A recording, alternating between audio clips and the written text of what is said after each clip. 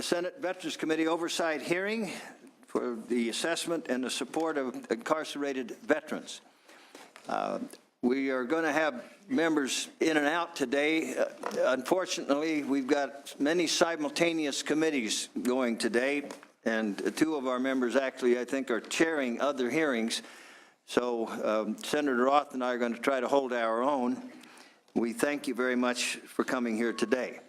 I'm Senator Jim Nielsen, the chairman, and with us today is Senator Richard Roth, most esteemed member of this committee and the most experienced member, I'd say, in terms of our veterans issues.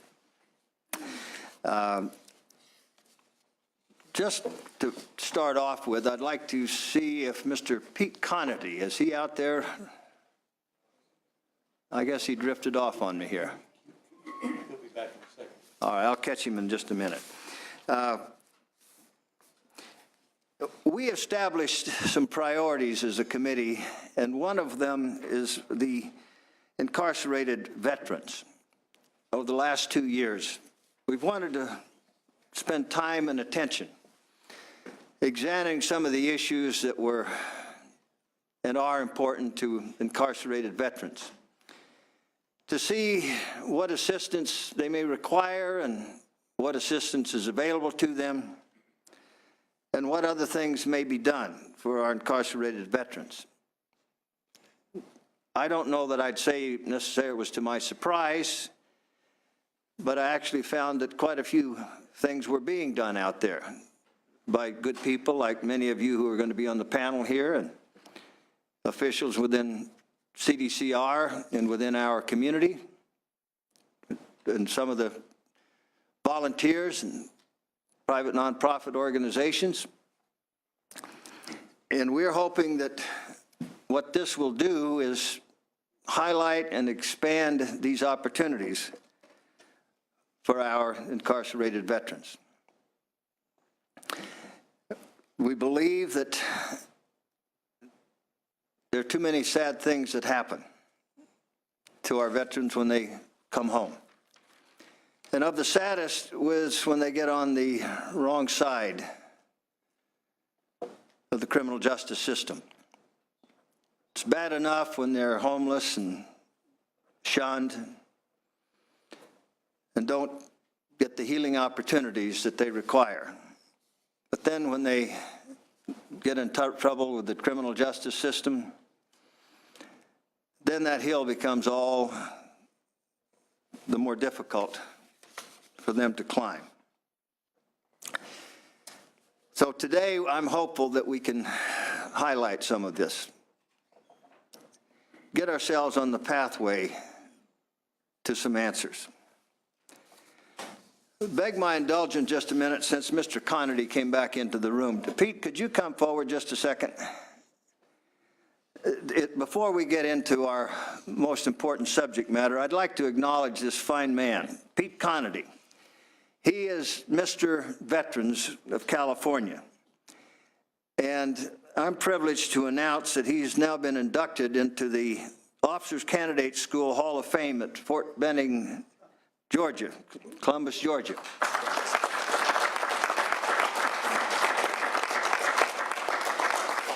Lieutenant Colonel Pete Conity, that is, and I won't necessarily read his biography, but not only does he have the Bronze Star, he has many, many others that he wears proudly,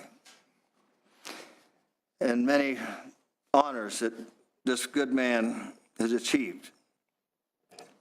Oak leaf clusters with that Bronze Star, and Pete always wears so proudly his Purple Heart. Daily he serves the veterans so very well, and it's an honor for us to acknowledge you, Lieutenant Colonel Conity, for your induction into the Hall of Fame.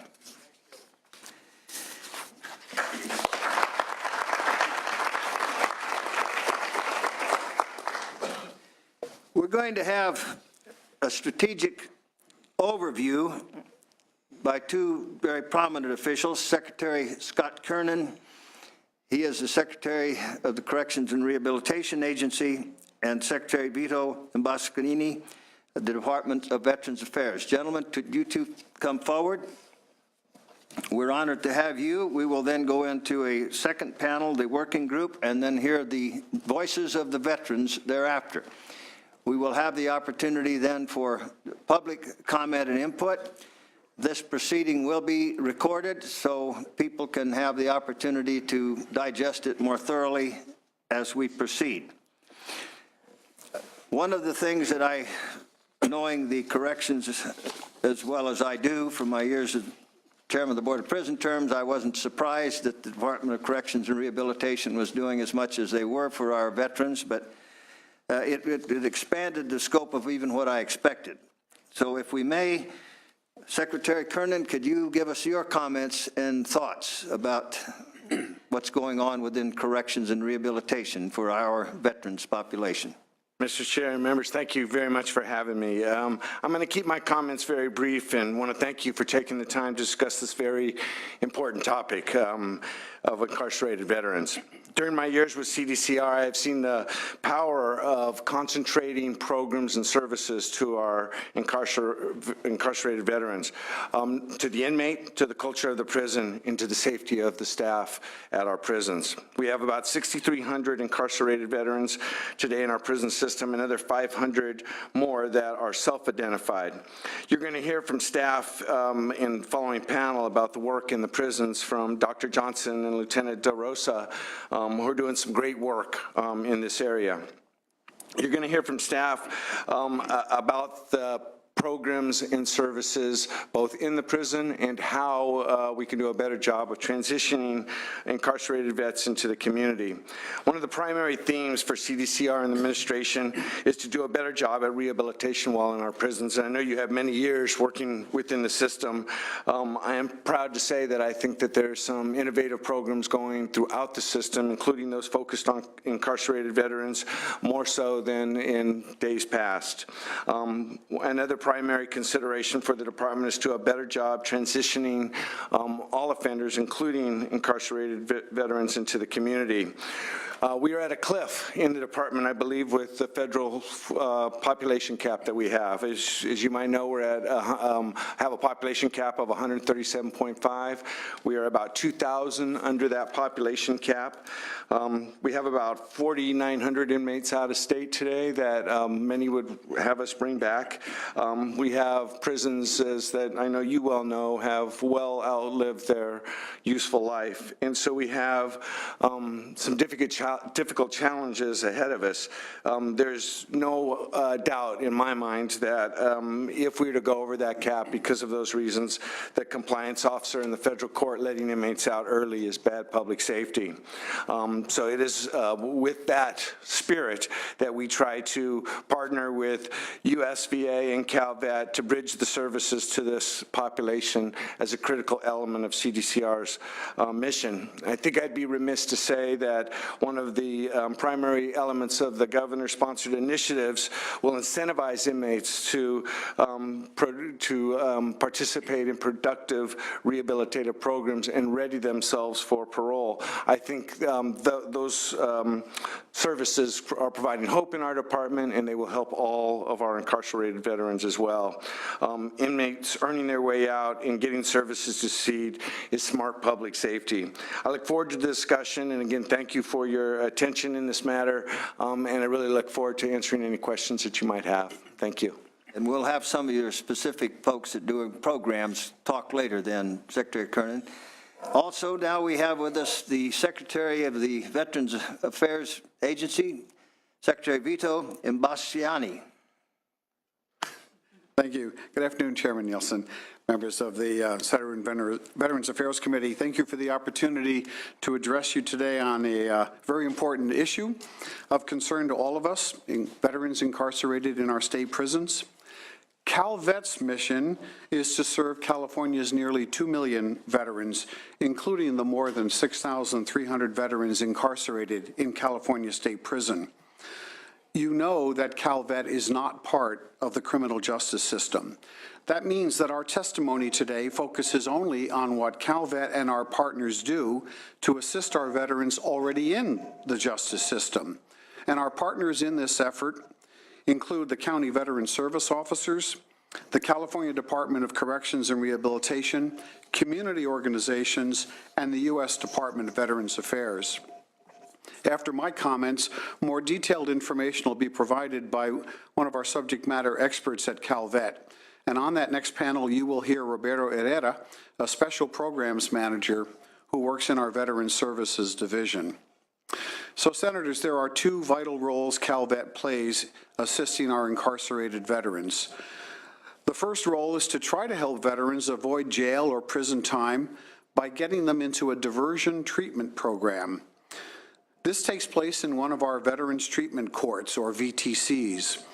We also work with the Commission on Peace Officer Standards and Training to provide a curriculum for police and sheriff deputies to better deal with veterans on their initial contact. This training helps them recognize veterans who may be dealing with PTSD or suffering from the effects of traumatic brain injury, TBI. Our second role is working to successfully return veteran inmates back to their home communities. The net result of both of these activities, we believe, is to reduce recidivism, to put more veterans back into communities where they can contribute positively to society, and to reduce the overall number of incarcerated veterans, thus saving taxpayer money. So let me begin with veteran inmates. When a veteran is convicted of a crime and sent to a state prison, he or she does not lose their status as a veteran. However, they do lose many of their federal benefits while incarcerated. For example, immediately upon incarceration, a veteran loses access to medical care provided by the U.S. Department of Veterans Affairs because the prison becomes the veteran's new health care provider. In another example of a lost benefit, an incarcerated veteran loses most of his or her VA disability compensation after 61 days of imprisonment. Now, most of our veterans in our state prisons are eventually released on parole and go back to their home counties, and everyone wants our veterans to succeed there and to avoid returning to prison. As I'm sure my colleague, Secretary Kernan from CDCR, can confirm, one of the greatest factors of recidivism for parolees is the lack of a support structure, housing, employment, health care services, and the like. But through our joint efforts, we provide part of that support. Calvet connects incarcerated veterans with information and services that assist them in achieving a successful parole and transition back home. Working with our CDCR partner and the U.S. Department of Veterans Affairs, we have identified 6,330 veterans in our state prisons. Only 40% of these prisoners self-identify themselves as veterans. That means that 60% of the veterans in our state prisons are not getting any information about the services and options available to them while incarcerated or when they go out on parole. So armed with this new information, Calvet provided information about benefits and services starting in 2014 to more than 460 incarcerated veterans at 15 locations. Calvet staff has met with more than 20 veteran support groups in CDRC prisons. Our department sends information to all verified veterans in our state prisons who are within 180 days of their projected parole date. We provide them with information specifically tailored to their home county. This information identifies local service providers and gives contact information for CVSOs, local VA medical facilities, and much more. This effort reaches about 1,000 incarcerated veterans each year. This info, combined with a good parole plan, can improve the likelihood a veteran will succeed on parole, thus reducing recidivism. In practical terms, when CDCR staff or our CVSO meets with an incarcerated veteran shortly before parole, They work to complete the necessary VA paperwork that will allow the resumption of VA health care and disability compensation veteran benefits. This provides a vital economic safety net for these veterans. So while we've made great strides in the past couple of years working closely with our partners, significant challenges still remain. The main challenge is staffing. The federal VA employs only 2 staff persons in California who visit the 6,330 veterans in state prisons and the thousands of others in county jails. Similarly, my agency employs only 2 staff people for this veteran justice outreach. While most CVSOs reach out to veterans in county jails and state prisons, there is no requirement for them to do so. As a result, some don't perform that outreach because they don't have the staff to work with the general veteran population in their counties, let alone to work with inmates in prison. They simply do not have the resources or the time. Staffing challenge aside, Calvet intends to continue to reach out to our incarcerated veterans because it effectively improves their successful integration into their civilian communities. Let me describe the second role we play for our veterans involved with criminal justice. During the Vietnam War and continuing up to recent past, we did not do such a good job identifying those veterans returning home from military service who were suffering from mental health conditions, brain injuries, discrimination, or sexual assault. As a result, veterans diagnosed with post-traumatic stress disorder or traumatic brain injury often did not receive adequate care, medical care, housing, or disability compensation for their military-related conditions. I'm pleased to report that is changing with the creation of 24 veteran treatment courts in California, and Calvet strongly supports the work of these VTCs. I know many of you are aware of these VTCs because many of you voted for legislation in the past that created them. The 24 counties with veteran treatment courts are home to nearly 3/4 of the state's veteran population. These courts provide veterans who committed a crime, typically a nonviolent property or substance abuse crime, with alternative treatment programs that divert a veteran from prison and into treatment programs. Today, instead of an endless cycle of incarceration and substance abuse, alcohol dependency, homelessness, and a lack of treatment, our veterans receive hope and the care they should have received earlier. With fewer recidivists to feed, house, and treat, the state and the counties both spend less money incarcerating veterans. A VTC involves more than just the judge and the veteran. In most cases, there's also a mentor present to guide the veteran through the process. This mentor will be a representative of the VA, there to arrange medical treatment, assistance with housing, guidance with disability and education benefits, and much more is needed. And all of this is provided under the watchful eye of a dedicated and experienced judge who in many cases is himself a veteran or herself. Calvet utilizes resources provided by Proposition 63, giving grants to CVSOs who seek out veterans in their own county jails that may be eligible for treatment court and other benefits and services. Since 2013, this program has resulted in helping more than 1,200 veterans in our county jails and state prisons. Rest assured, a veteran treatment court is not a get-out-of-jail-free card for a veteran. In order for the VTC process to be successful, veterans must complete all of the requirements set by the court, such as attending medical appointments and refraining from drugs and alcohol. After 1 year of demonstrating full compliance, a veteran graduates from the court in the presence of his peers, his family, and court officials. These county-level programs are effective tools that have a proven track record with a recidivism rate as low as 8% in some counties. In conclusion, I assure you that Calvet and our partners learned key lessons from how our society treated veterans in the past, and we are doing a much better job today. With Calvet's active participation with our partners, we are addressing both the front end and the back end of the justice system by assisting veterans in veteran treatment courts at the early stages of their involvement with the justice system and later at the end of a prison sentence. We are continuing our mission to ensure that veterans receive the benefits and services they need. All of this is done with a key eye toward justice, rehabilitation, reducing recidivism, and reducing prison costs. And our staff on the next panel are available to answer your questions. So thank you very much for this opportunity and for listening. If I may, a couple of questions to start, and then Senator Roth as well.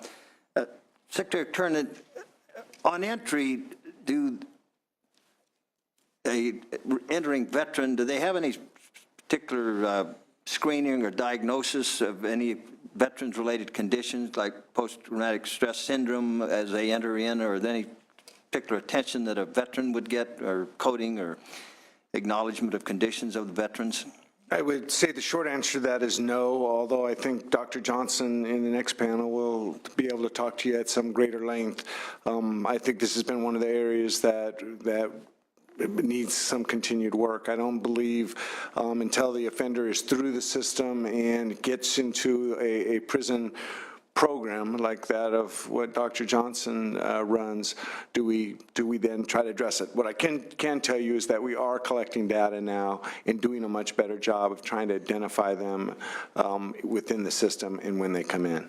In our previous conversations prior to this hearing, it was instructive to me, your vast experience in dealing with the prison system, that I wouldn't say that the veterans have a privileged status, but a, maybe should we say, respected status on the yard, that they kind of gravitate to each other. They sort of have their own code, but the other groups, they respect those veterans in a little higher level than many. Is that a fair statement?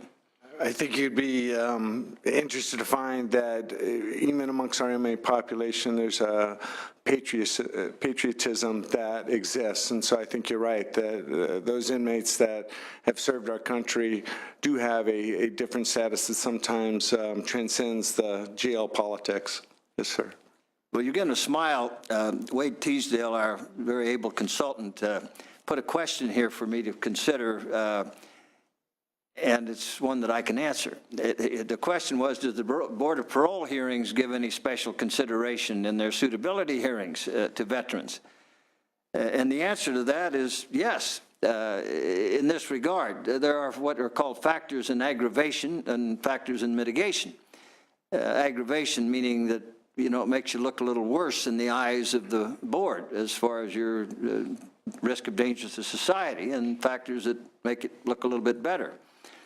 And the very factors that I just mentioned to you, that veterans experience, there are certain things in that the board commissioners become aware of that can be weighted as positive, particularly and most importantly if that inmate comments as such in the course of the hearing with insight about how their veterans experience, the code, the respect, or whatever they convey demonstrates that they have an ability to abide by rules and codes and society's rules and insights about dangerousness.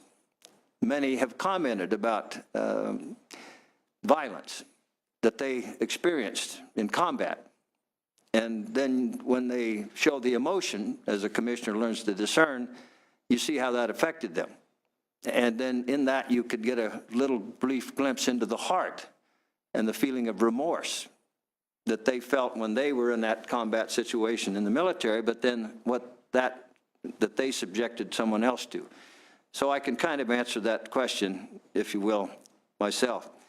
Secretary Bastiani,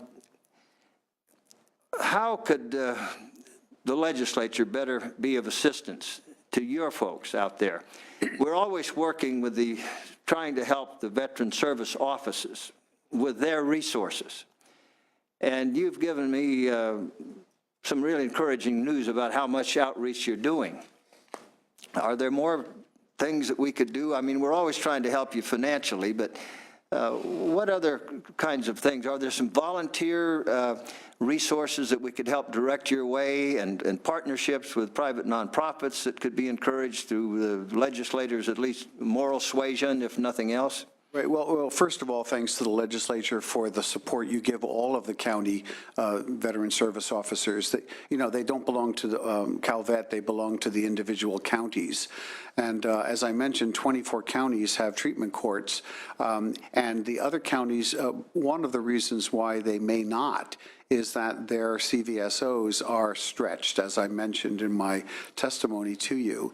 They don't have the time or the resources. The fact that the federal system only has 2 people doing outreach in all of California with how many institutes? 35 prisons and 127,000 inmates. QED.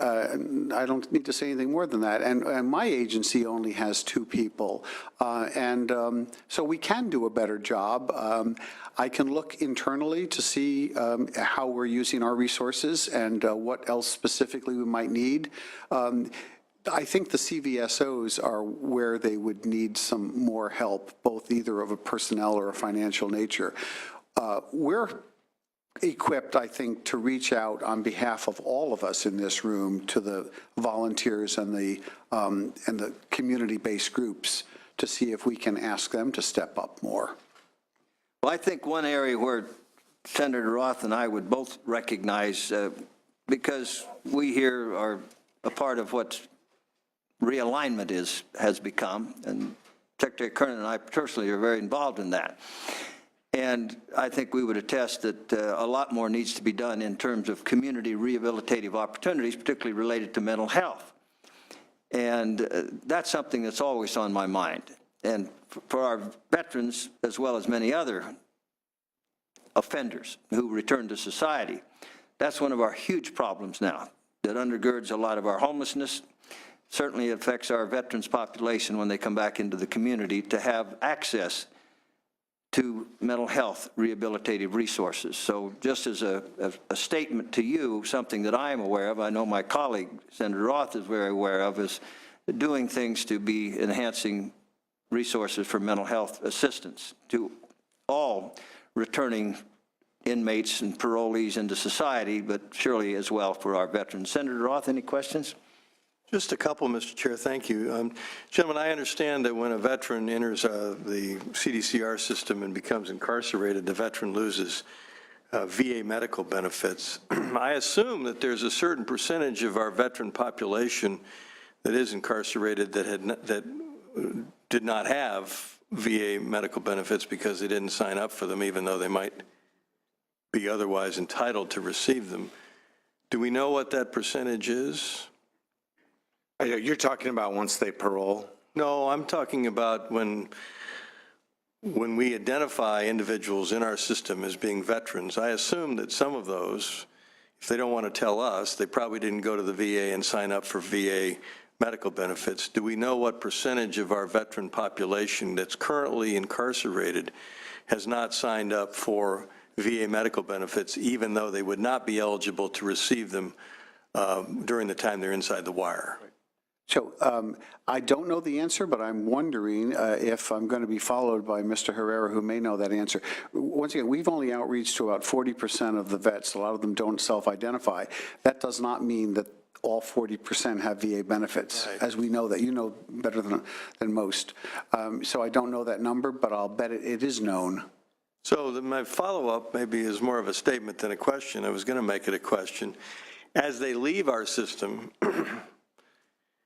what efforts do we make to ensure that those that are eligible enroll in the VA medical system so we can hopefully move folks from Medi-Cal, right, assuming they qualify, to the VA medical system where it's appropriate?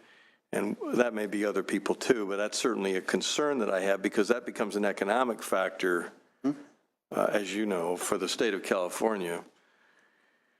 And so I would be interested in that data, and then what the capture rate is. In other words, if we know what percentage of our veteran population inside the wire is otherwise eligible for VA medical benefits but is not signed up, even though they don't receive it when they're those benefits when they're incarcerated, then we figure out what efforts we make to try to capture that population as we move that population from our prison system out into facilities, transitional or not, outside the wire, and then what the capture rate is, because I would think that the folks on the first floor would be interested in knowing that from a budgetary standpoint.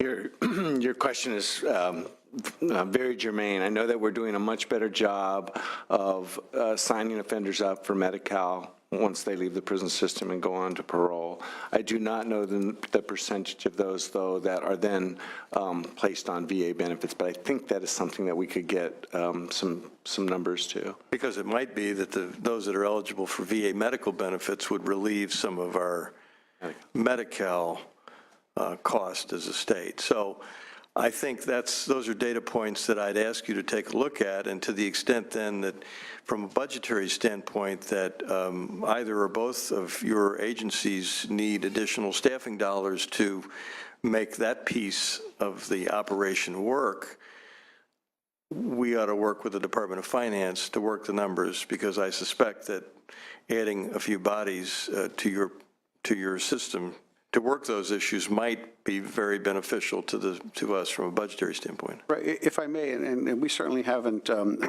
talked about this, maybe not a linchpin, but if we could broaden the catchment on entry when a veteran is coming into a prison, if there was some way to screen, just as we encourage doctors in emergency rooms, ask your patient, oh, did you ever serve in uniform? Are you a veteran? And to make sure that the people who work in the prisons have a broad enough definition of what a veteran is, not just someone who is shot, for example. Well, I mean, you have a medical screening when the prisoner enters the system, don't you? Yes, sir. Is that question asked? I don't believe so, not in that direct context, but I agree with my colleague that that's something that we could do a much better job of self-identifying when they walk in the door. And then, of course, once you ask the question and we gather the information, then we can determine, I guess the follow-up question is, are you signed up with the USDVA for medical benefits if you're otherwise eligible? And if the answer is no, then we can figure out how to put resources on that issue to have that individual sign up before the individual leaves your system, so that when they hit the transitional facility, if eligible, and if the condition is one that the VA would treat, we can get that condition treated at a USDVA facility and not through our California Medi-Cal program. Thank you, Mr. Chair. Thanks for your help on that, gentlemen. Gentlemen, we thank you very much. If you could hang around just a bit as we proceed, I'm sure we could have some maybe other insights. Our next panel would be a working group, and I'd like to bring them up there in groups of 4. The first 4 I'd ask to come forward would be Justice Eileen Moore, Danica Bojakovic, Eric DeRosa, and George Dixon.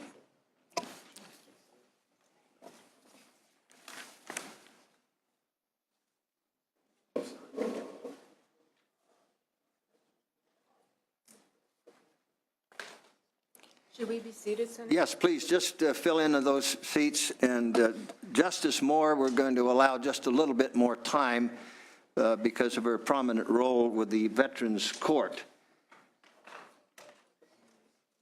The others, we're going to try to hold it to 2 minutes or so, but I will be generous. We do have to be confined, of course, to the legislative schedules.